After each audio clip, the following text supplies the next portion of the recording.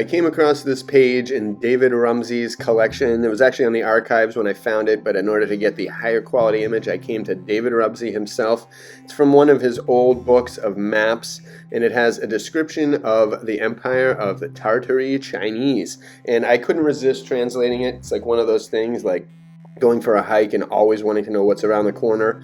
It's kind of like that, seeing something like this and being like, what the heck does that mean? I have to dive into it. It's written in French, and it's from 1705, I-705, and this is when I think France and Paris were just absolutely stunningly, architecturally masterful. And so whatever was happening there, I am curious to see what they thought about the Empire of Tartary at that time. So here we go. This is what that paragraph says.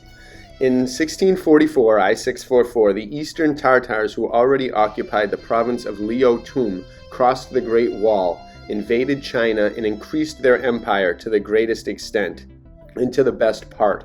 Indeed, China is the most beautiful, the richest, the most fertile, and the greatest kingdom or empire of Asia, as it is the easternmost part of it in the mainland. This empire was divided under the Chinese emperors into 15 provinces, without including that of Liaotum, the homeland of the Tartars, which today dominates China. Keep that in mind when you think about how hard China has erased its history in the last 100 years. The 6 northern provinces known as Cathay were Peking, Namkin, Shanxi, Shantung, Honan, and Shenzi.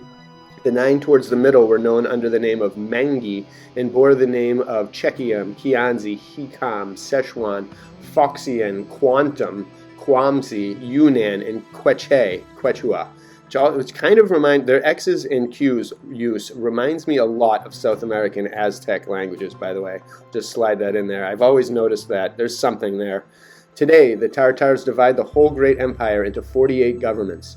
At the beginning of this century, the peoples of these provinces were raised to more than 40 million men who paid the tribute, without including the soldiers, young people, under 20 years old, officers, men of letters, relatives of the king, the eunuchs, and the last relations, reduced the number of families to 502,872.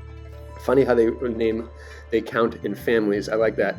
But then it says, we'll reduce the number of families to 502,872 by subtracting those which are not included above, or that is only constant, that those who cultivate the lands or those who pay tribute to the emperor, and say that in this empire there are 59,788,364 men or males.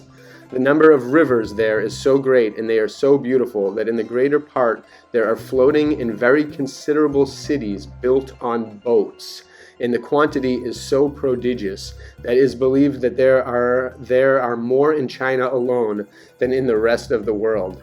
Cities built on boats. Keep that in mind when they tell you that barely anyone ever came across America. Apart from almonds and olives, this country has all the seeds and fruits that we see in Europe, but they have a lot of each other that we don't know about. They have the invention of printing, artillery, paper, posts, and manufacturers of soyas before us. Against this must be oppressed this very crude and purposeless painting and sculpture, their bad navigation, their weak vessels, their fabulous astronomy, their orderless buildings, their ridiculous music, which must have been amazing, and above all that, they are idolaters and bad soldiers.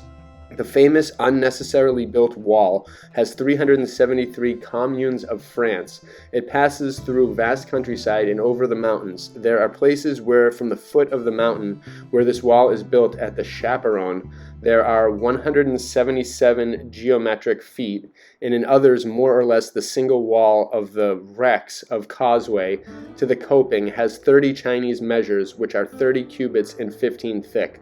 So that part was a little bit confusing. But before that, I like how they mentioned they invented printing and paper and posts and manufacturers of all different things, but their sculpture and their painting was bad, and their bad navigation and their weak vessels, but fabulous astronomy and orderless buildings.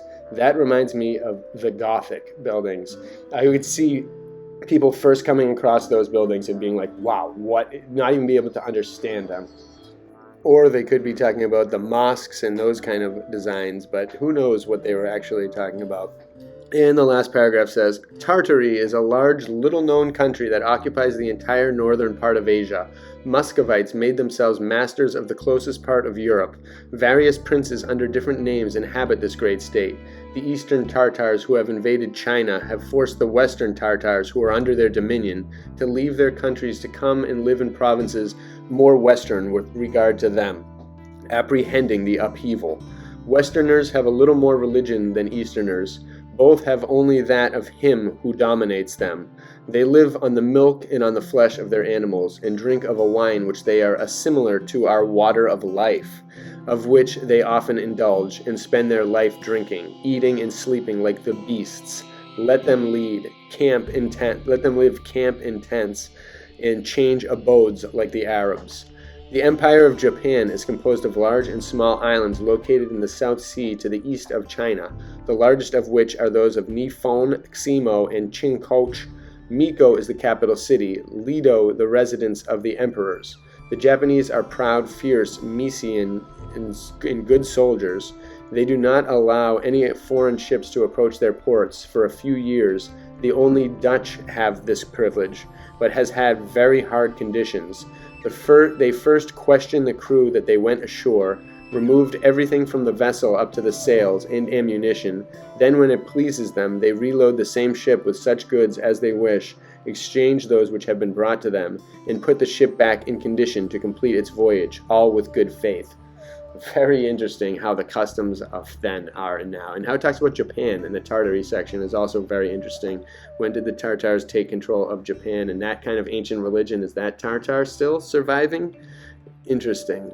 That's why maybe the Japanese, maybe the war with them back in the day, all of these things to eliminate the ancient, everything they can to eliminate the ancient history. It is becoming harder and harder to tell what really, really once was because of so many lies, so many wars that just destroy everything and everything else. Just all the ease, with ease, they erase history, and with a vigor that is just absolutely, again, I've said it, it's inhuman. It just seems insane to me that people would want to hide these amazing things from people instead of just constantly wanting to build up culture with ancient knowledge, with all kinds of knowledge, and just better everything. It's just like they try to convince the population that they're being the smartest. This is the smart generation with all these smart products, but everything is dumber and dumber. The buildings are weaker and weaker. Everything is weaker and weaker, and the quality of life is weaker and weaker. The nature is poisoned. Everything. The way that they control everything in today's society, and then compared to then when the water was pure, the weather was probably normal and actually real, and everything that they did was using the nature and the world around them to its advantage and to the advantage of everyone. And we are so far from that, it's insane. It's almost as if we've tipped the scales and we keep looking at this ancient world that is not have a scales that are tipped, this world that has plenty of potential left, that's clean everywhere. It's beautiful in structure, in strength, in harmony, in the arts, in everything. It's just so beautiful, and all we see now is and are bombarded with is stuff that is not like what we see in these ancient images. And this Tartarians, I don't know where the role they play is, but it's constantly unraveling, and I hope we can continue to unravel it and translate these things. There's got to be some books out there, some translations that explain more things and more aspects about this, like the cities that are on boats, things like that. Little discoveries like that just continue to increase and enhance our imagination as to what this world was like, what it can become again. And we just need to keep digging. That's all. And I hope we do. So bless you all. Hope you enjoyed this. There will be more. Have a great one.